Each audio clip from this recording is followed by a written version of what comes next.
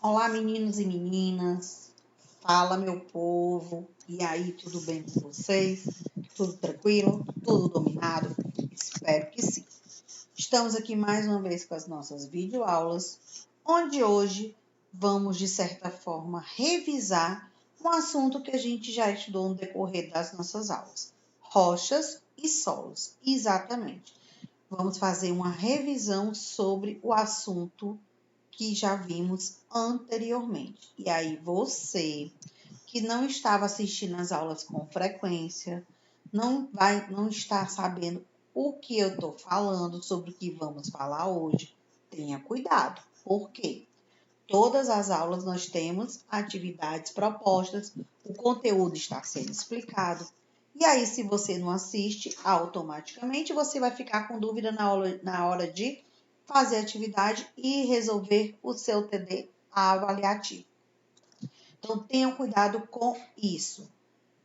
Vamos começar a nossa aula de hoje com a nossa explicação, tipos de rochas, tipos de solos, lembrando que vamos rever alguns pontos que já estudamos anteriormente. Professora, preciso fazer anotação sobre a aula de hoje?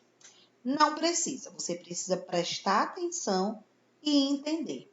Caso fique com alguma dúvida, o que é que você vai fazer?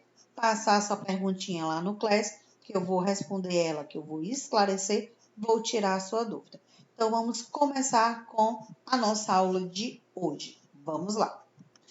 Então, quando a gente fala sobre rochas, a gente primeiro precisa entender do que elas são feitas, né? A gente já viu, mas vamos rever.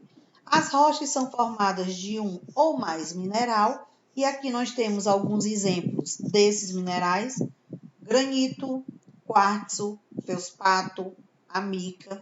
E aí o exemplo que eu vou dar a vocês. O granito é uma rocha formada por vários minerais. Dele nós temos o quartzo, o feldspato e a mica.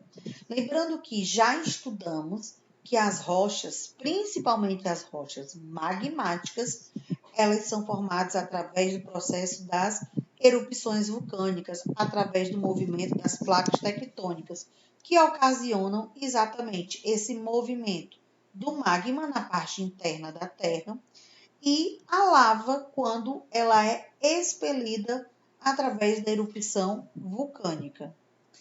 Mas o magma é a única rocha que estudamos no decorrer das nossas aulas? Não. Estudamos o magma, que também podemos chamar de rochas ígneas, estudamos as rochas metamórficas e as rochas sedimentares. Começando na parte de cima do mapa mental, que é essa imagem que está sendo mostrada para vocês, temos assim, a rocha. Deixa eu colocar aqui uma cor para vocês. Vou colocar aqui uma cor, vamos lá. A rocha, ela é um agregado natural formado por um ou mais minerais. Seu processo de formação é contínuo. O que isso significa? Que ele ocorre todos os dias. E as primeiras rochas surgiram após a formação e o resfriamento da Terra.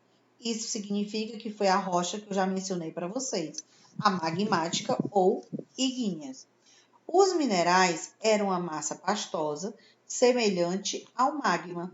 Quando a Terra começou o processo de esfriamento, muitos minerais acabaram se solidificando e formaram as primeiras rochas do planeta, que chamamos de rochas magmáticas.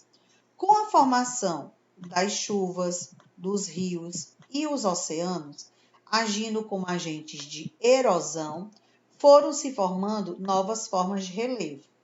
Os detritos, resultados da erosão das rochas primitivas, foram sendo depositados. Rochas primitivas são as rochas magmáticas. Camadas por camadas, nas depressões, dando origem assim às rochas sedimentares. Então, olha aí como foi que surgiram as rochas sedimentares, através do processo de erosão, através da formação, com a formação da chuva, dos rios e oceanos, foi modificando a rocha magmática e formando assim uma rocha sedimentar. Submetidas às condições de temperatura e pressão, as rochas magmáticas e sedimentares deram origem às rochas metamórficas. Então, professora, de acordo com o que a gente já viu, de acordo com o que já estudamos, primeira rocha foi a magmática, segunda rocha sedimentar, terceira rocha metamórfica. É isso, professora? É isso sim. É dessa forma, é essa sequência. Aí vamos ver as características de cada uma. Começando pelas rochas magmáticas. Vou numerar aqui, ó. Número 1. Também conhecidas de rochas ígneas, são formadas pelo resfriamento e a solidificação do magma pastoso. Lembrando vocês que não precisa copiar, que essas informações elas já têm no seu caderno, vistas no decorrer das aulas anteriores. O magma que existe no interior da Terra, ele é expelido, jogado para fora, através das erupções vulcânicas. E aí, um exemplo desse tipo de rocha, nós temos o granito. Segunda rocha, sedimentares, seguindo a sequência de formação. As rochas sedimentares resultam da deposição de detritos de outras rochas ou de matérias orgânicas em depressão do relevo, ou seja, o processo de modificação no nosso relevo. A ação das chuvas, dos ventos, dos rios, mares, geleiras sobre o nosso relevo acaba desgastando as rochas da nossa superfície terrestre. E assim são formadas as rochas sedimentares. Aí entra aquele ditado popular, aquela frase que a gente já ouviu muita gente falar. Água mole, pedra dura, tanto bate até que fura. Então, de tanto a água se chocar com aquelas rochas magmáticas, ela vai sofrer um processo de erosão, ela vai se modificar e aí formam-se as rochas sedimentares. Exemplo de rochas sedimentares, nós temos o arenito, que é empregado na fabricação de vidros, a argila, que é na fabricação de tijolos e telhas, e o carvão mineral, que é utilizado como combustível. Nossa terceira rocha, metamórficas. Tem sua origem na transformação de outra rocha. Quais são as outras rochas? As magmáticas e sedimentares. Quando submetida a certas condições de umidade, calor e pressão no interior da Terra, a rocha transforma-se, adquirindo novas características e uma nova composição. E aí nós temos exemplos dela, como o mármore, o quartzo e o gneiss. E aí chegamos na nossa segunda parte da nossa revisão sobre o nosso conteúdo deste mês. Já vimos as rochas magmáticas, sedimentares e metamórficas, e agora vamos entender a questão dos tipos de solo. Temos o seguinte na sua tela. Alguns fatores fazem com que os solos sejam diferentes uns dos outros. Isso quer dizer que os solos eles não são iguais. O clima e o relevo de cada região onde ele se localiza faz com que ele tenha exatamente essa modificação. O tipo de rocha que o formou e a quantidade de material orgânico presente neles ajudam a determinar o tipo de solo que teremos naquele território, ou seja, naquela área. Então, o que influencia a formação de um tipo de solo? O clima, o relevo, a rocha e a quantidade de material orgânico encontrado naquele espaço. Nós temos aqui solo rico em areia, solo rico em argila, solo rico em humus. O que isso significa? Que o solo rico em areia a gente chama de arenoso, o solo rico em argila a gente chama de argiloso e o solo rico em humus a gente chama de humífero ou terra preta. Solo rico em areia, vamos entender as suas características. Ele é pobre em nutrientes, olha aí uma informação importante. O solo arenoso, ele é rico, ele é pobre em nutrientes. Mais uma vez, o solo arenoso, ele é pobre em nutrientes. Os espaços formados entre os grãos de areia fazem com que seja um solo muito permeável e, consequentemente, muito seco.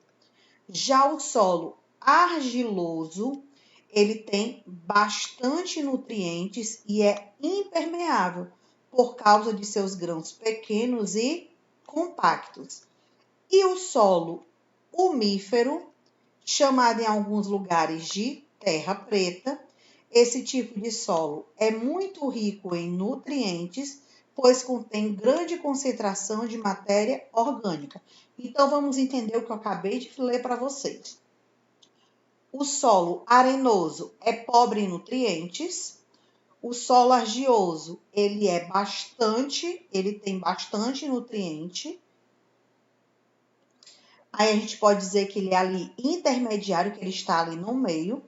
E o solo umífero, ele é rico em nutrientes. Então, mais uma vez, vou até limpar aqui para a gente observar. Vamos lá. O arenoso, ele é pobre em nutrientes. O argiloso, ele tem bastante nutriente. Ele tem bastante, mas ele não está dizendo que é rico. Quem vai ser o rico? O solo umífero. Ele é rico em nutrientes. Então, vamos dizer que o pobre está num ponto, o argiloso, que é o pobre é o arenoso, está num ponto, o argiloso está no meio e o umífero está no outro extremo. Então, eu posso dizer para vocês que entre os três tipos de solo, o arenoso, o argiloso e o umífero, aquele que a gente encontra com mais facilidade no nosso território é o umífero, sim. E eu falei já para vocês no decorrer das nossas aulas que o solo umífero você encontra ele no jardim das plantas da sua mãe, da sua avó, da sua tia. A gente encontra facilmente esse tipo de solo rico em nutrientes e ele concentra uma grande quantidade de matéria orgânica. Aí você deve estar agora dizendo assim: professora, mas eu estou vendo aí um quarto tipo de solo, chamado calcário. Sim, vamos entender ele. Ele tem muitas partículas rochosas em sua composição, o que faz dele um solo também bastante permeável e seco. Ele também é muito pobre em nutrientes. Então, posso dizer que o solo calcário ainda é mais pobre do que o solo arenoso? Sim, posso. Mas quais são os nossos três tipos de solo, aqueles considerados três mais importantes? Nós temos o arenoso, nós temos o argiloso e nós temos o umífero. Lembrando que o solo umífero pode ser chamado também de terra preta. Então, aqui a gente vai encerrando a revisão sobre o que vimos no decorrer das nossas aulas. Lembrando a vocês, tipos de rochas são três: magmáticas, sedimentares e metamórficas. Tipos de solo, nós temos três principais: arenoso, argiloso e umífero. A gente vai ficando por aqui. Até a nossa próxima aula, até o nosso próximo encontro. E qualquer dúvida que vocês tiverem, podem passar a mensagem lá no Class, que eu irei esclarecer, que eu irei responder e tirar a sua dúvida. Tchau para vocês!